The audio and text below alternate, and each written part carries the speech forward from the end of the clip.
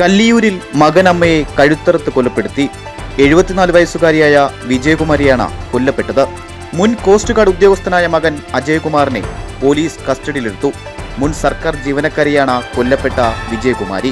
കഴിഞ്ഞ ദിവസം രാത്രിയോടെയാണ് നാടിന് നടുക്കിയ സംഭവം നടന്നത്.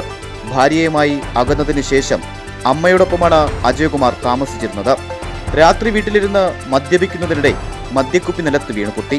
ഇതോടെ വീട്ടിലിരുന്ന് മദ്യപിക്കുന്നത് വിജയകുമാരി ചോദ്യം ചെയ്തു. ഇതിൽ പ്രകോപിതനായ അജയകുമാർ പൊട്ടിയ മദ്യക്കുപ്പിയുടെ ഭാഗം ഉപയോഗിച്ച് വിജയകുമാരിയുടെ കഴുത്തിൽ കുത്തുകയായിരുന്നുവെന്നാണ് നേമം പോലീസിൽ നിന്ന് ലഭിക്കുന്ന പ്രാഥമിക വിവരം. സംഭവ സ്ഥലത്ത് തന്നെ വിജയകുമാരി മരിച്ചുവെന്നാണ് ലഭിക്കുന്ന വിവരം. നമ്മൾ വന്ന സമയത്ത് ഇയാൾ അങ്ങ് നടക്കുകയായിരുന്നു. ആദ്യം ഈ മദ്യം ദേഹത്തോട് ഒഴിക്കുകയായിരുന്നു. അങ്ങനെയാണ് കണ്ടത്. തീ പിടിച്ചാട്ടെ ഇറങ്ങി ഇയാളെ പിടിച്ച് അങ്ങനെ പ്രതി പോലീസ്. കൂടുതൽ ഇൻക്വസ്റ്റ് നടപടികൾ നടന്നുവരികയാണ്. GTV news, Nemom.